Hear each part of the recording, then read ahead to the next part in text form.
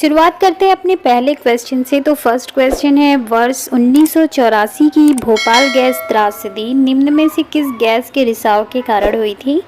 यानी जो 1984 में भोपाल में जो हुआ था गैस त्रासदी, वो इनमें से किस गैस के रिसाव के कारण हुई थी। ऑप्शंस हैं methane, methyl isocyanate, nitrous oxide या फिर कार्बन मोनोऑक्साइड।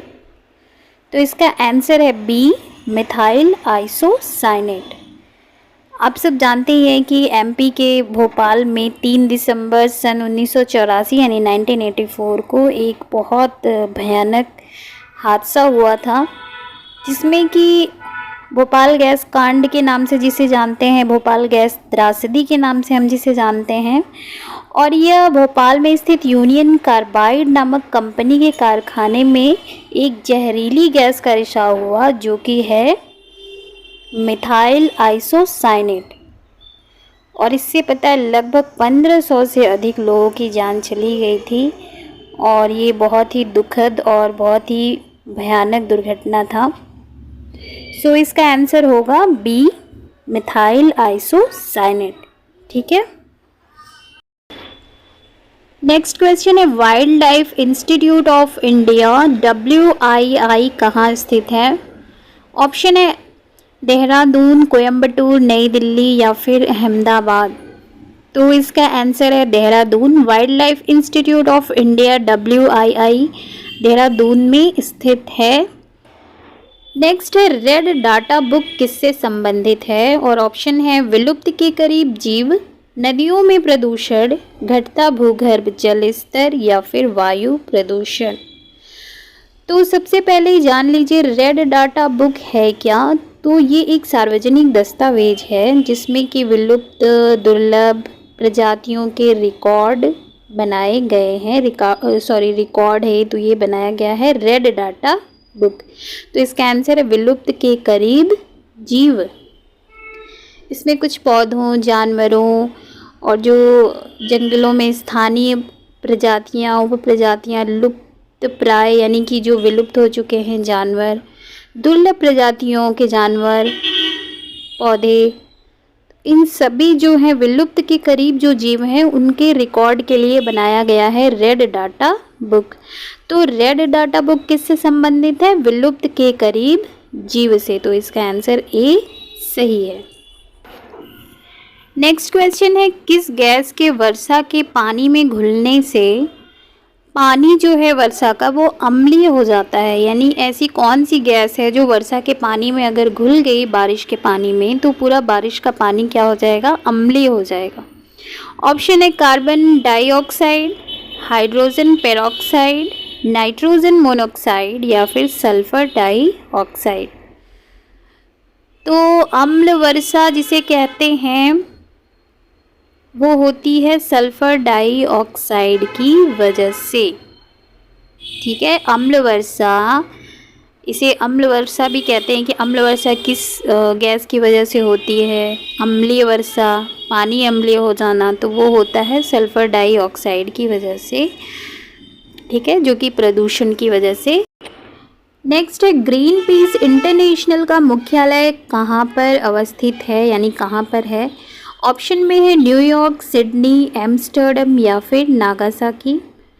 तो इसका आंसर है सी, एम्स्टर्डम। ग्रीन पीस इंटरनेशनल का मुख्यालय कहाँ है, एम्स्टर्डम में है। और क्या आप जानते हैं कि ये ग्रीन पीस इंटरनेशनल है क्या।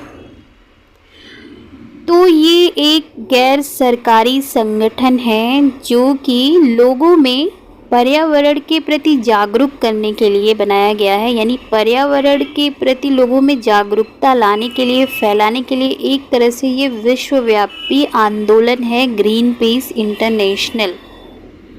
ठीक है, और इसकी स्थापना हुई थी 1971 में इरविंग स्टोव डोरोथी द्वारा। ठीक है, और कहाँ पे हुई थी, कनाडा के वैंकूवर में हुई थी। इसका मुख्यालय है नीदरलैंड के एम्स्टर्डम में। नीदरलैंड के एम्स्टर्डम में ग्रीन पीस का मुख्यालय है, ग्रीन पीस इंटरनेशनल का। और ये लोगों में पर्यावरण के प्रति चेतना, जागरूकता फैलाने के लिए एक विश्वव्यापी आंदोलन है।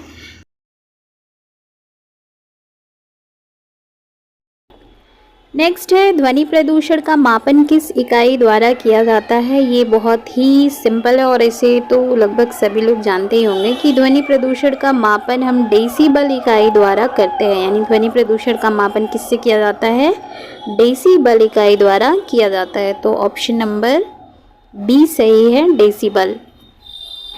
नेक्स्ट है ग्रीन मफलर किससे संबंधित है और ऑप्शन में है मृदा प्रदूषण से, वायु प्रदूषण से, ध्वनि प्रदूषण से या फिर जल प्रदूषण से। तो ग्रीन मफलर ध्वनि प्रदूषण से संबंधित है, यानी ग्रीन मफलर का जो संबंध है वो किससे है, ध्वनि प्रदूषण से। और इसको याद करने का बहुत ही इजी सा एक ट्रिक है ग्रीन मफलर। यानी अगर आपको ध्वनि प्रदूषण कान से पता है, ध्वनि प्रदूषण यानी हमारे कानों से जा रहा, तो बस ग्रीन मफलर लीजिए और कान पे ढक। ये सिर्फ एक याद करने का ट्रिक है, इसे ये ना समझिएगा कि ध्वनि प्रदूषण यानी ग्रीन मफलर को अपने कानों पे लपेटना है, ऐसा कुछ नहीं है। ये एक ट्रिक है जो कि हमारे कानों से है। तो हमने ध्वनि प्रदूषण शोरगुल होता है तो कान ढकते हैं, ग्रीन मफलर, बस इसे रिलेट करना और कुछ नहीं है। तो ये जागरूकता फैलाने के लिए है। ग्रीन मफलर ध्वनि प्रदूषण से एक तरह से सिंबल। नेक्स्ट है वायुमंडल की सबसे ठंडी परत कौन सी है और ऑप्शन है तापमंडल, मध्यमंडल, क्षोभमंडल या फिर आयन मंडल। तो आपको पता है पृथ्वी के तल से ऊपर की ओर जाने पर पहले तापमान घटता है, फिर बढ़ता है और फिर घटता है, और मध्यमंडल के बाद फिर से बढ़ना शुरू हो जाता है। तो मध्यमंडल की मध्य सीमा पर तापमान गिर के 100 डिग्री सेल्सियस तक पहुंच जाता है। तो सबसे ठंडी परत कौन सी है, मध्यमंडल।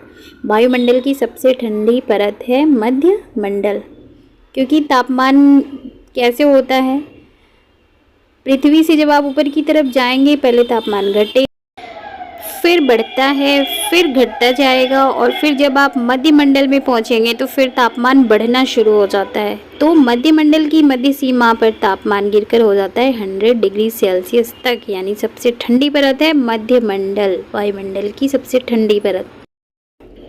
नेक्स्ट है ओजोन परत का अधिकतम ह्रास निम्न में से किस पर हुआ है, यानी सबसे ज़्यादा नुकसान किस पर है। ऑप्शन है भूमध्य रेखा, उत्तरी ध्रुव, दक्षिणी ध्रुव या फिर इनमें से कोई भी नहीं। तो इसका आंसर है दक्षिणी ध्रुव, जिस पर ओजोन परत दक्षिणी ध्रुव पे सबसे ज़्यादा ह्रास हुआ है, मतलब वहाँ पे सबसे ज़्यादा बड़ा होल हुआ है। और आपको पता है अमेरिकी एजेंसी नासा की रिपोर्ट के हिसाब से ओजोन परत पर उत्तरी अमेरिका के आकार जितना बड़ा छेद हो गया है। क्या ये यकीन हो सकता है। सो फ्रेंड्स, आज के लिए इतना ही। हमें सिर्फ ईवीएस पढ़ना नहीं है, याद नहीं करना है, हमें अपने पर्यावरण को बचाना भी है। अगर आपको ये वीडियो अच्छा लगा हो तो प्लीज़ लाइक शेयर ज़रूर कीजिए, जिससे मुझे मोटिवेशन मिले। थैंक